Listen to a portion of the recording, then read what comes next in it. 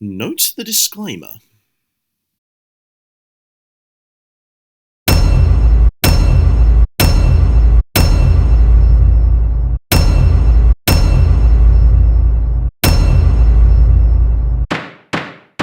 One whole f***ing minute of logos, 2 of which were for the same company. Okay, and they had 2 there because it was their 20th anniversary film. Oh, no. This is Burke. The How to Train Your Dragon franchise is based on British children's books, and Burke is a semi-dirty word to British children. Burke means nothing to American kids. For the US version, they should have changed the village name to Fart. Well, for changing the village name, bad idea.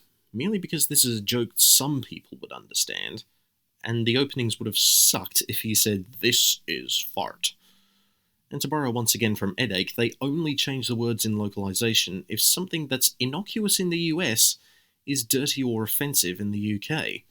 Like how Aunt Fanny in Robots was changed to Aunt Fan for the UK and Australian releases, or how euphemisms like erratic or stupid are used to replace... Well, I'm not going to say it out loud, since that's actually an ableist slur in the UK. This is Burke. Also narration, and the same narration that started and ended the first movie. Oh, goody gumdrops. You get 20 bonus sins for sinning This is Burke. And an extra 20 since you sinned this in the last movie and are bringing it up again. Dragon racing! These Burke assholes are the most progressive f***s in human history, going from hating dragons for bullshit reasons to having dragon races in just 5 years after learning they weren't so bad after all. Wait, are you sinning them for changing their minds? That makes it sound like you want them to go back to killing dragons. Also, I'd just like to remind you that this is a sequel to an animated movie that was based off of Cressida Cowell's publications.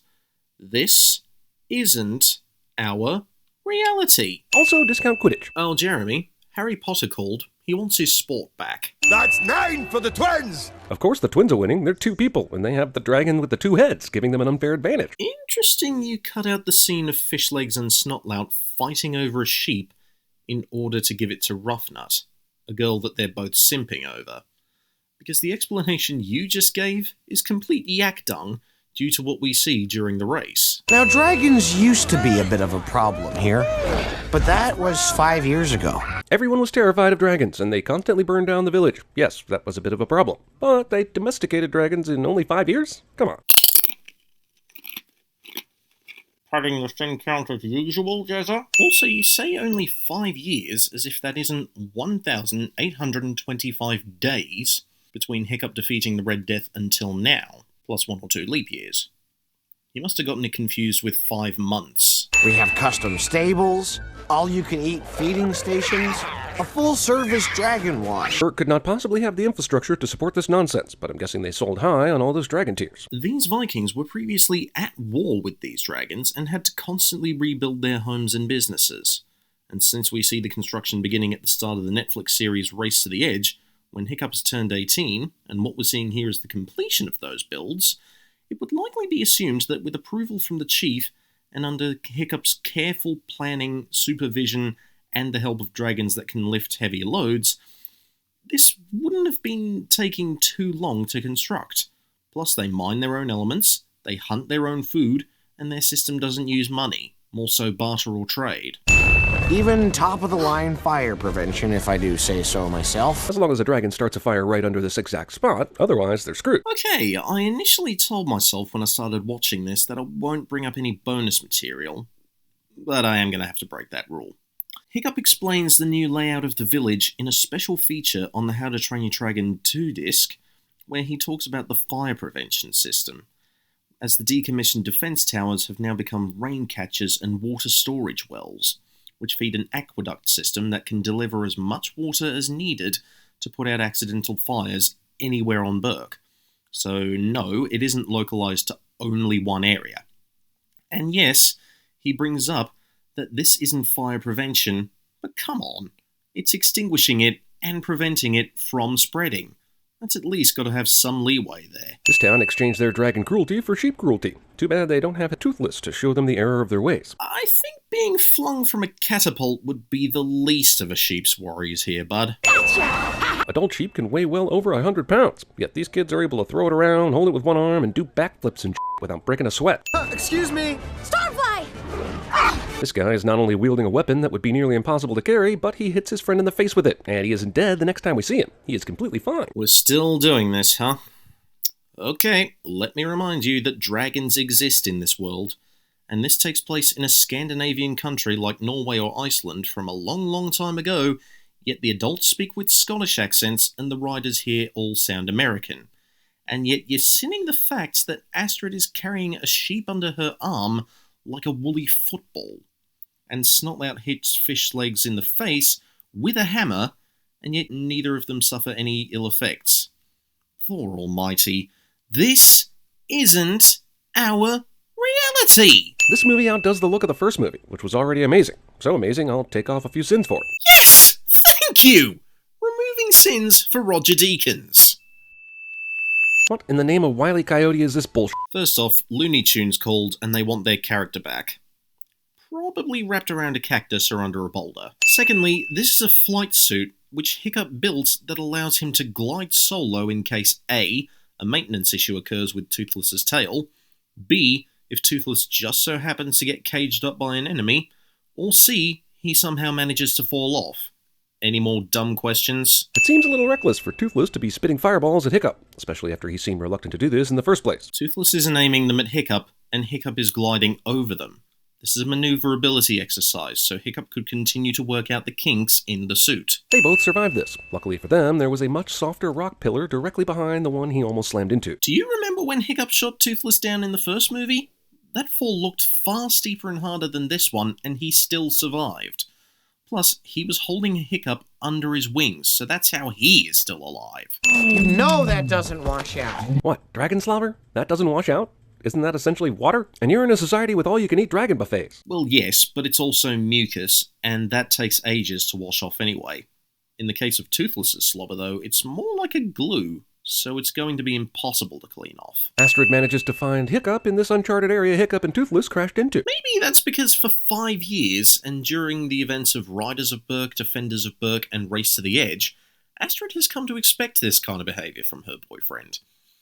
And it couldn't have something to do with Stormfly's incredible sense of smell, or the fact that Toothless destroyed a rock formation, now could it? 76 seconds of flirting youths. Oh, just let them be, you bitter old man. I know that I'm not my father, and I never met my mother, so what does that make me? Hiccup tossing in this bit about never knowing his mother has less to do with him knowing who he is, and more to do with letting the viewers who didn't see the first movie know because it's important to the story later. Sinning this scene?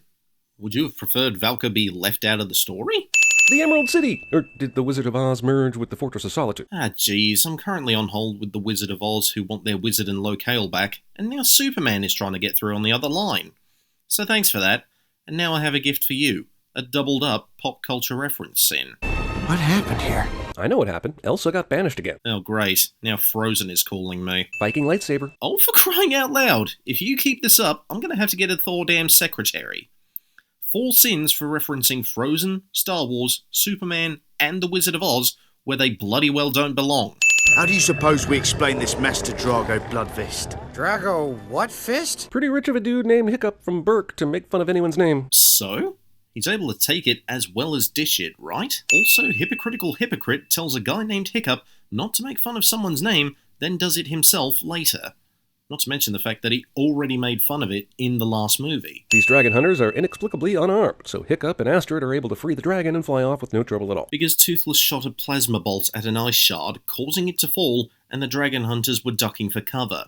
That's why they didn't recapture, maim, or kill Hiccup and Astrid. We'll follow those trappers to Drago and talk some sense into him. Why is it that the heroes of these movies always think that the guy described as a madman sounds like someone you can talk sense into? You do have a point here.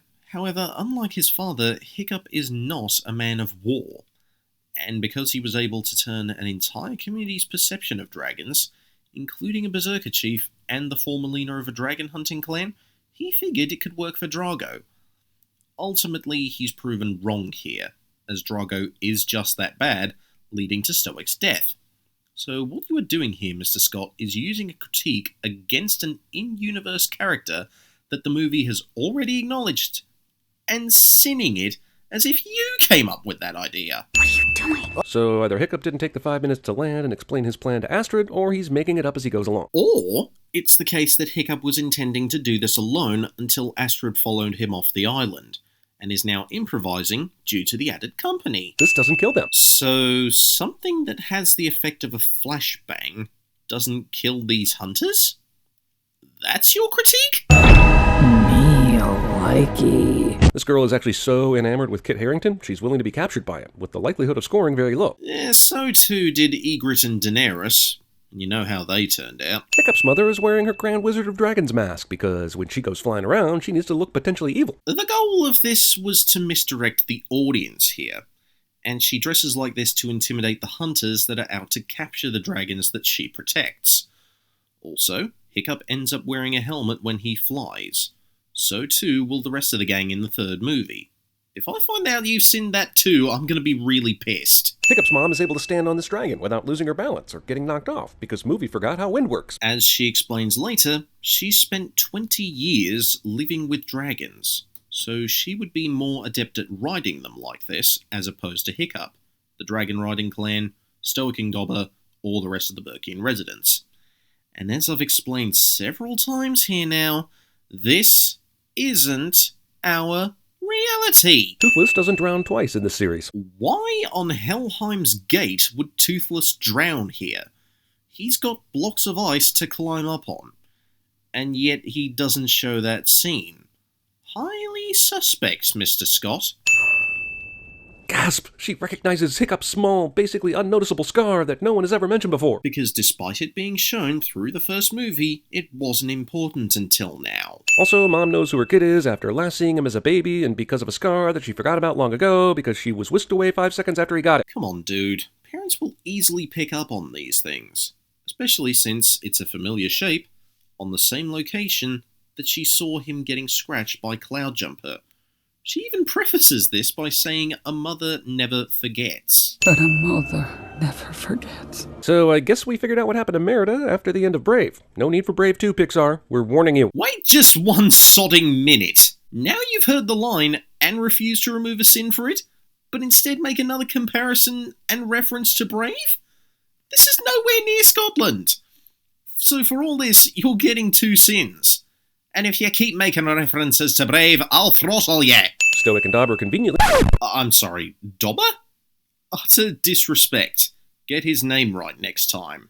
Stoic and Dauber conveniently happen along the hole in the ice where Toothless fell, where Hiccup's helmet is conveniently floating. Sin inconvenience again. Find them, Skullcrusher. Dragons can apparently pick up scents like bloodhounds, even though this mask has been sitting in ice-cold water all this time. Why not? You try looking up a Wikipedia page on dragons and finding that ability. Ta-da! Also, like Vader said, this isn't a sin since dragons don't exist in real life, sadly.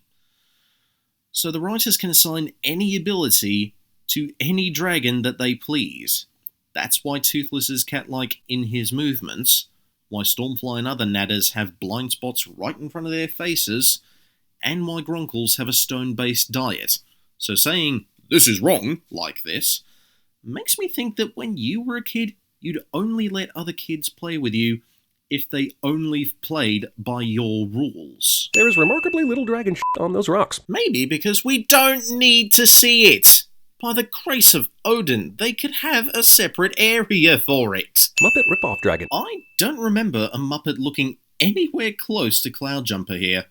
And this is the 8th freaking phone call I have to take today. This raincutter had a wing slice. Poor Hobblecrump. Valka came up with these dragon names with Lewis Carroll. Actually, it was a fellow named Burke the Bold who started the original Dragon Manual, due to the Old Dragon War raging on. That's how she knows several of the species' names already. Everyone back home had dragons of their own. If only it were possible. No, really. Believe me, I tried as well. Valka doesn't believe Hiccup, even though he still lives in Burke, and she hasn't been there in 20 years. Okay, well, take a look at it from her perspective. She tried convincing other Vikings not to harm dragons, but no one would listen to her. So I'm not too surprised at the fact that she doesn't automatically believe Hiccup when he says that the war is over. People are not capable of change, Hiccup. Said the stay-at-home mom of a small child and wife of the village king before she decided to make a go of this whole dragon sanctuary thing. I don't think so, Jezza. She wanted peace on Burke, especially as she was taking care of a baby by then. but no one was willing to listen. Hiccup suffered the same pushback at the age of 15 until he proved how trustworthy and kind dragons can be. Valka, however, not knowing any of that success, was destined to realise that Burke was always going to be a village of war. This has nothing to do with her ability to become a sanctuary worker. Baby who grows up to be the protagonist isn't scared shitless by something scary as cliche. Not a cliche, mate. And besides, Hiccup didn't understand dragons at that age. And Cloudjumper, enamoured by the baby in the cot, decided to pause his attack and play with him. That's why Hiccup isn't freaking out. We have to find them. Which, in this movie, is as easy as just picking a direction and stumbling on the person you're looking for. But that's not how it worked for Hiccup. He set off to find Drago, only to run into Valka. Astrid can't realistically fly all the way to Drago's lair to find Hiccup, so she went to the only person who would know his location. Plus, she's been at this ship before.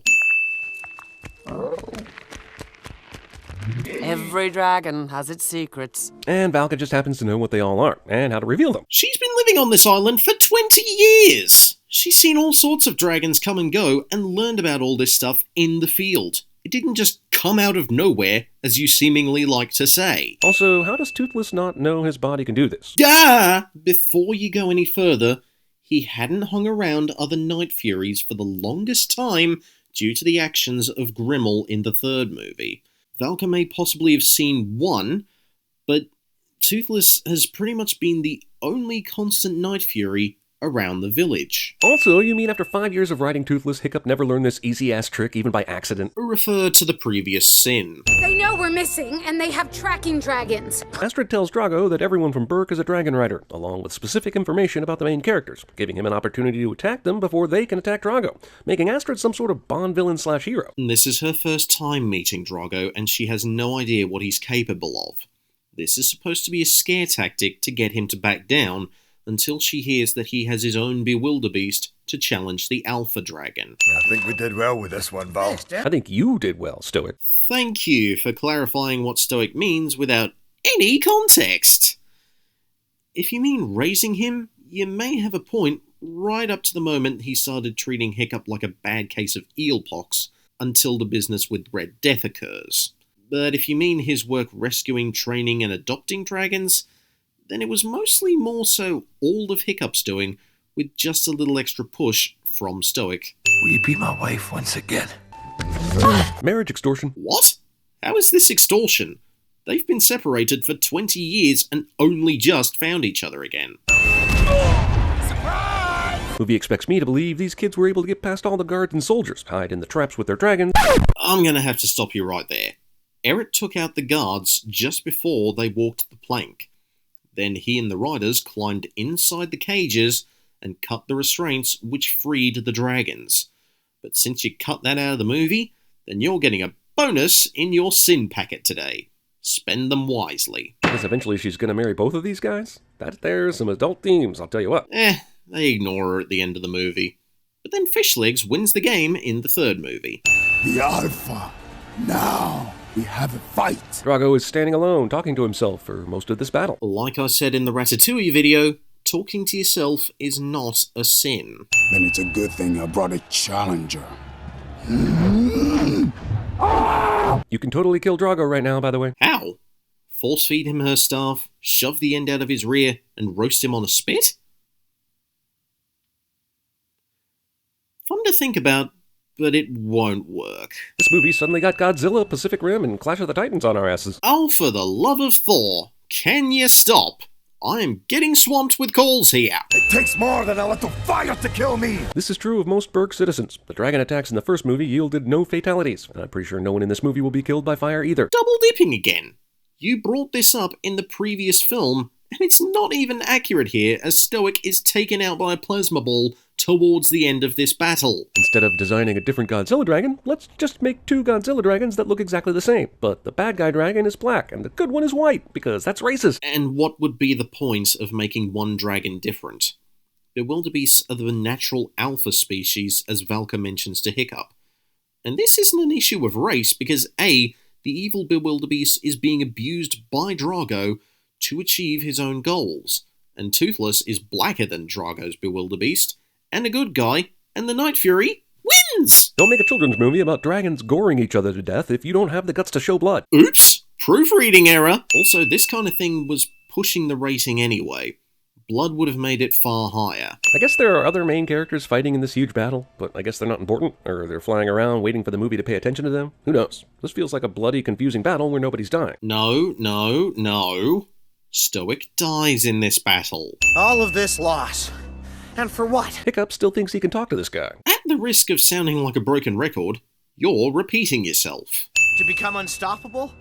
To rule the world? I mean, yeah. Jeremy yells at the screen cliché.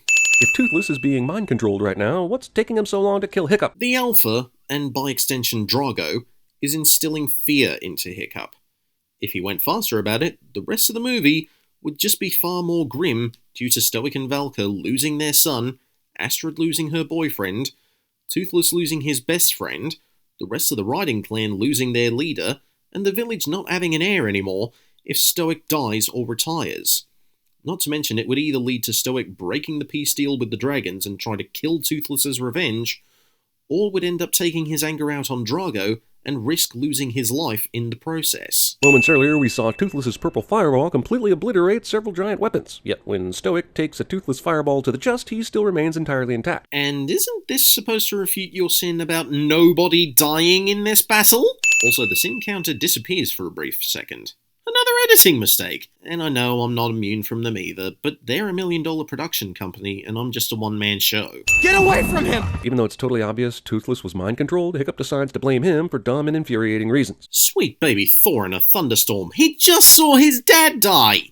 He's heartbroken. His judgment is clouded, and since Toothless was the one that fired the shot, he's taking his anger out on him. Who the hell wouldn't have a reaction like this?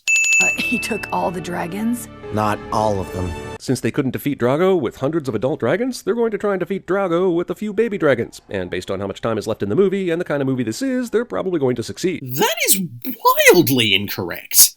They're just using the baby dragons to fly back to Burke, with the goal being for Hiccup to get Toothless back.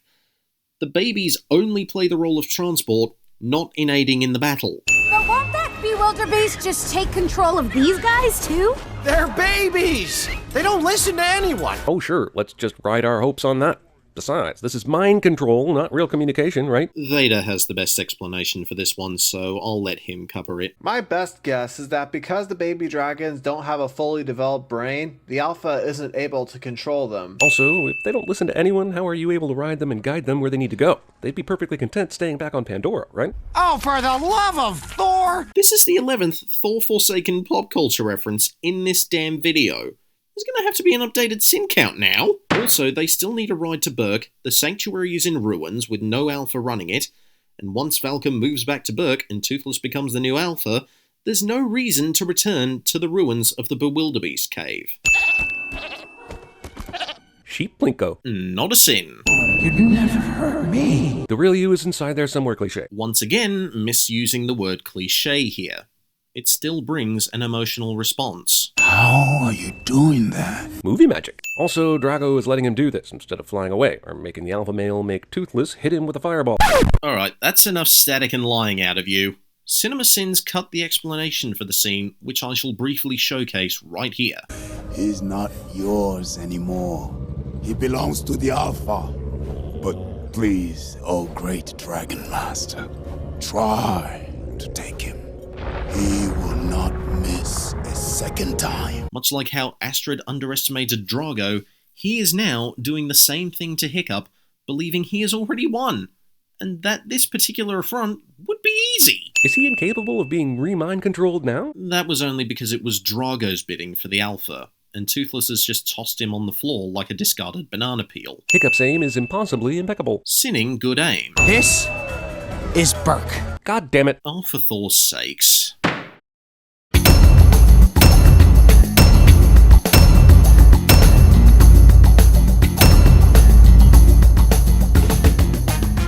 And with that, court is adjourned. Be sure to leave any more suggestions for CinemaSins sins down below, and I will see you in the next video.